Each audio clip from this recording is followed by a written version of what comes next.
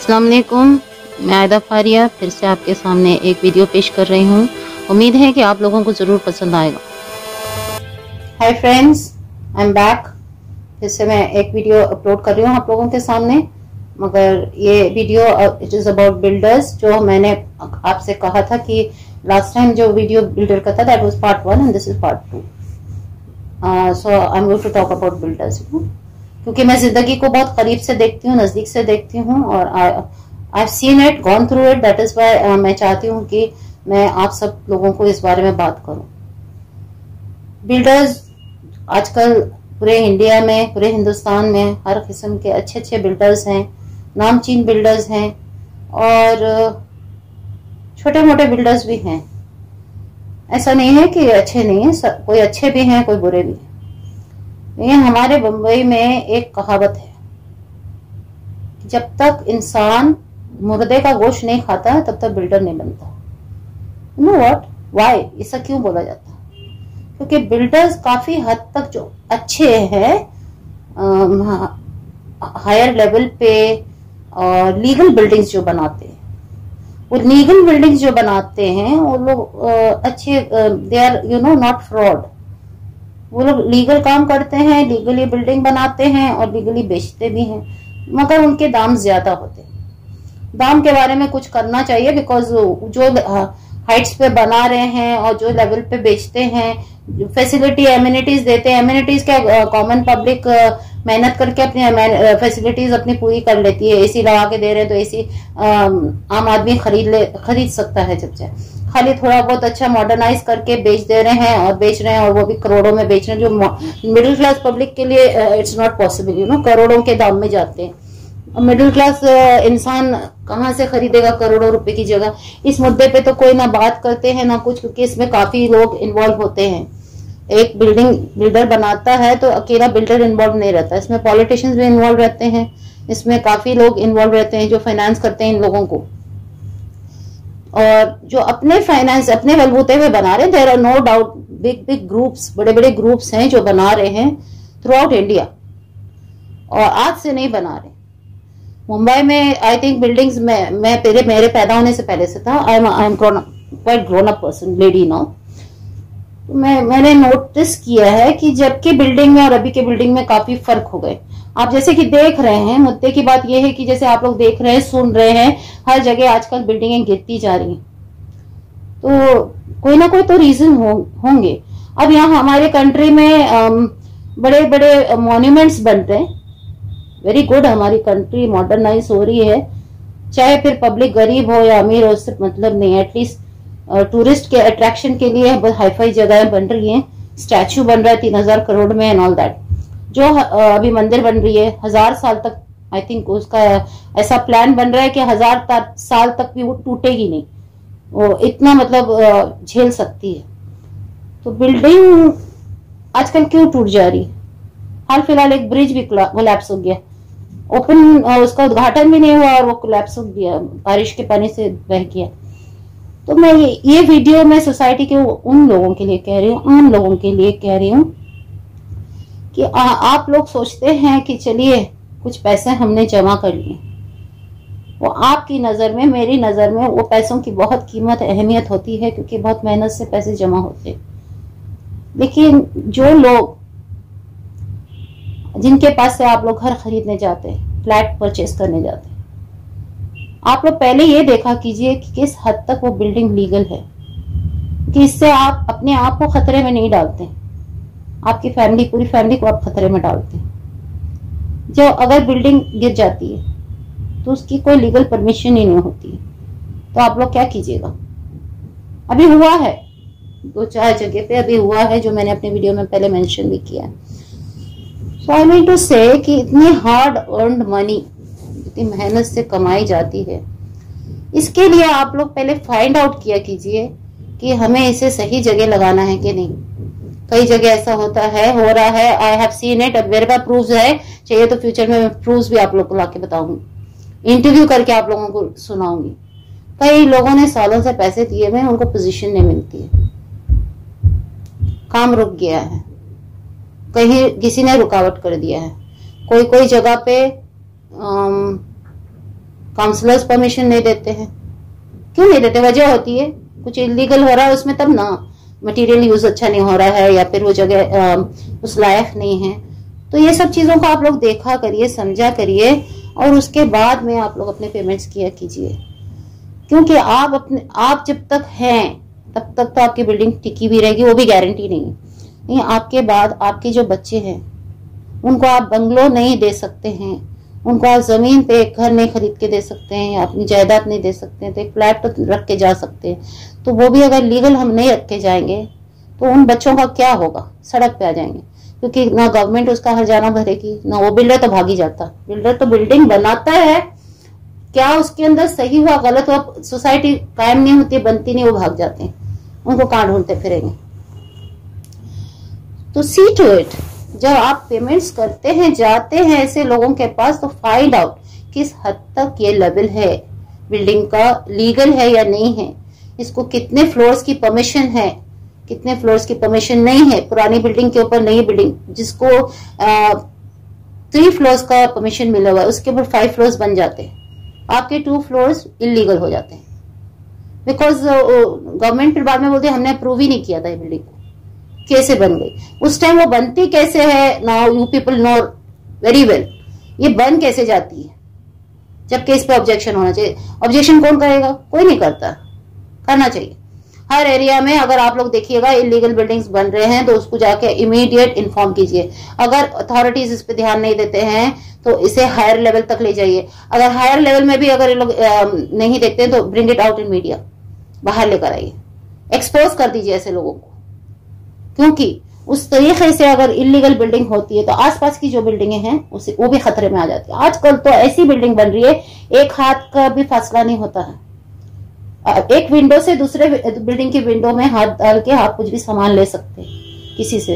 इस तरह की बिल्डिंग बन रही, तो अगर कुछ डिजास्टर हो जाता है, कुछ प्रॉब्लम हो जाता है, इसके जिम्मेदार गवर्नमेंट लेती है? नहीं लेती है। लेकिन परमिशन देने के टाइम कैसे दे देते हैं परमिशन?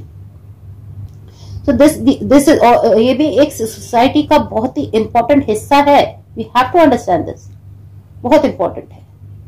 बहुत लोग फंसे हुए हैं इस तरह से, पैसे दे के कहीं पोजीशन नहीं मिला है, या तो फिर बिल्डिंग ऐसी वैसी बना के दे दिए हैं, या तो फिर 2 साल 3 साल नहीं होता है, लीकेज प्रॉब्लम शुरू हो जाता है, all these type of things, you know.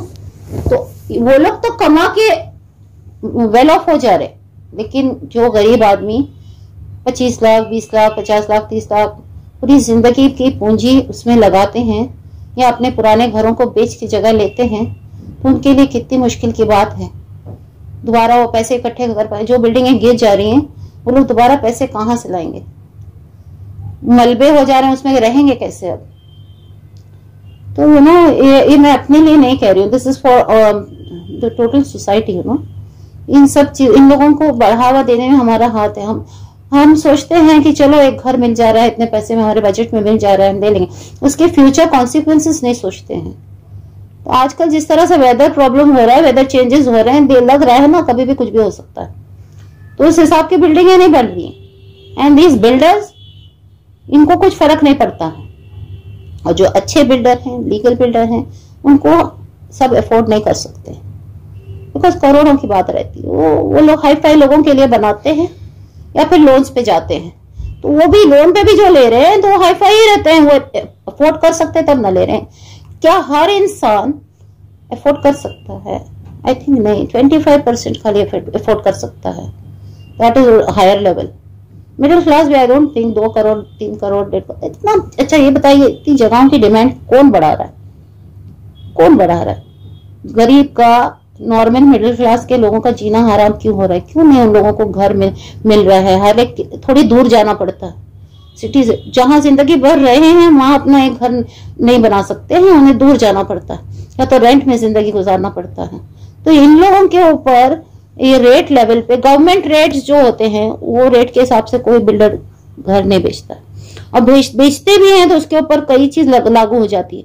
और लीगल बिल्डिंग तो हर आदमी के बस की बात नहीं है, आई अंडरस्टैंड दैट, बिकॉज मैं तो देखती हूँ हर जगह आजकल जहां तहां बिल्डिंग बन जा रही है ना, बस बसना है, किसी भी तरफ बसना है। लेकिन सोचो अगर कोई कलामिटी हो जाती है, कोई डिजास्टर हो जाता है, तो पूरा ढेर एक साथ कई बिल्डिंगों का नुकसान हो सकता है। बिल्डिंग नुकसान हो जाए जान का नुकसान हो सकता है, आपका सामान का नुकसान हो सकता है।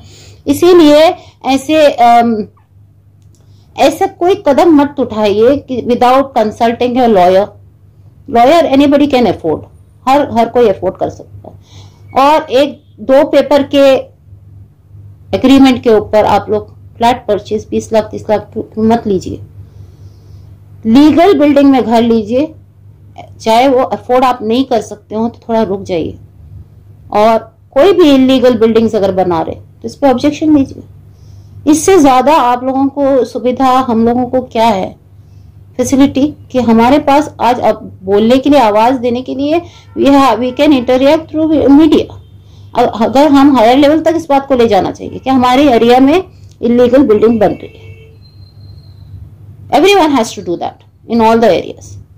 और जहां हायर लेवल पे बन रही है, आप लोग सब मिलके, मैं आप सब मिलके इस बात को सरकार तक पहुंचाना चाहिए कि जो लीगल बिल्डिंग्स बनते हैं उसमें करोड़ों के जो फ्लैट्स होते हैं, तो वही इंसान खरीद रहा है जो अफोर्ड कर सकता है। उसके पास एक नहीं कई फ्लैट्स होते हैं, और कई ऐसे हैं जिनके पास घर ही नहीं है, रेंट पे। आधा हिंदुस्तान समझिए आप रेंट पे रहता है, और बाकी झुग्गियों में, चौल में रहते हैं। तो सबकी ख्वाहिश होती है कि स्टैंडर्ड ऑफ लिविंग बढ़ा है, खुद जैसे रहे, अपने बच्चों को जरा अच्छे तरीके से रखे। तो उसके लिए ना गांव ग्राम में बसना पड़ रहा है, तो सोचिए उसकी सिटी में नौकरी है, उसे गांव जाना। तो अफोर्डेबल प्राइसेस पे बिल्डिंग्स बने ताकि हर कोई अफोर्ड कर सके। ये मुद्दा गवर्नमेंट को सोचना चाहिए, या तो फिर गवर्नमेंट खुद ऐसे बिल्डिंग्स बनाए और अलॉटमेंट दे कहीं ना कहीं जो रेंट पे है उन्हें, जब तक कि वो अपना पैसे जमा कर ले और अपना एक घर ले। और घर लीजिए, लीगल जगह पे लीजिए, लीगल तरीके से लीजिए, with agreement with a lawyer in between. जाके डायरेक्ट पेमेंट मत कीजिए, जगह की क्लैरिटी देखिए, टैक्स देखिए, उस जगह का सब चीज जान के समझ के तब लीजिए। और गवर्नमेंट की उसमें लीगल है या नहीं है, या हम लोग कैसे पता करेंगे? आप वो जाके पता कीजिए। You can go and corporation में जाके आप लोग पता कर सकते हैं। You can tell a lawyer सब काम आपका कर देगा। थोड़े से पैसे लेंगे लॉयर और सब पता कर देंगे कि लीगल है इलीगल है। तो इलीगल में मत इन्वेस्ट कीजिए, इन्वेस्ट करेंगे आप लोग लॉस में जाएंगे। बिकना तो दूर की बात है, बिकेंगे भी तो कोई देखेंगे कि इलीगल है इलीगल है तब ना कोई खरीदेंगे। लेकिन आप तो बेचना नहीं, आपको तो रहना, आपके बच्चों को रहना, बच्चों के बच्चों को रहना। तो जब तक वो सरवाइव करेगी तब ना आप लोग रह सकेंगे। तो बिल्डिंग ही सरवाइव नहीं करेगी तो इंसान कहां से सरवाइव करेगा? ऐसे इन चीजों में फंसिए मत। See that no one erects, no one builds illegal buildings कोई भी जगह पे। ये हर स्टेट के लोगों को बोल रही हूं मैं, इंडिया के। डोंट ऑब्जेक्शन लीजिए, नहीं ऑब्जेक्शन लेने से ऐसे ही होते रहेगा, इलीगल बिल्डिंग मिलेगी। कई बिल्डिंग गिरे हैं अभी हाल फिलहाल गिरे। इस साल बारिश बहुत खतरनाक किस्म की हो सकता है, अगले साल और भयानक होगी। आने वाले सालों में क्या होगा, क्या मौसम का बदलाव होगा, आप कैसे समझेंगे, हम कैसे समझेंगे, हमारे बाल बच्चों का क्या होगा फिर?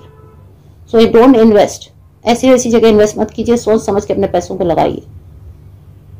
आज खुशी होती है कि हमने फ्लैट ले लिया, फ्लैट के पीछे की हकीकत जानिए, बिल्डर्स की हकीकत जानिए, उसके बाद ही इन्वेस्ट कीजिए। तो आई एम श्योर आप लोगों को मेरा वीडियो पसंद आया है, नहीं आई डोंट नो। मेरा वीडियो आखिर तक सुना कीजिए आप लोग, क्योंकि इसमें मैं ऐसे टॉपिक पे बोलती हूँ जो कोई नहीं बोलता है, and this is genuine, you know, I want you to know. और हम लोग मिलकर आवाज उठाना चाहिए इस चीज के लिए। ये सब आप लोगों को बोरिंग लग रहा होगा बिकॉज आजकल सुशांत की न्यूज, रिया की न्यूज, यही सब न्यूज आ रही है, तो उस सब में ये सब चीजें दब जा रही हैं। लेकिन दुनिया में और भी मुद्दे हैं बात करने के लिए। We have to move on, सब चीज को साथ में लेके चलना है। तो जो भी लोग हैं सोच समझ के अपने इन्वेस्टमेंट्स किया कीजिए। Don't buy a plot, don't buy a flat, don't buy anything unless you consult with a lawyer, unless it is legal. Don't buy anything, and we have to object for this these rates, you know, जो government in लोगों को permission दे रही है, legal buildings बन रही है, उनमें करोड़ों रुपए में बन रही है। हमारा घर बाजू में है, हमारे घर की कीमत 30 लाख होती है और बाजू में बिल्डिंग बन रही है, उसमें 3 करोड़ की वैल्यू होती है। ऐसा क्यों? We have to object. और एरिया में कहीं भी इलीगल कंस्ट्रक्शन हुआ तो immediate take steps. Thank you once again. अगर आप लोगों को मेरा वीडियो पसंद आया तो please like me, share me and subscribe, और बेल नोटिफिकेशन पे प्रेस कीजिए ताकि और इस तरह की वीडियोस आपको मिलती है।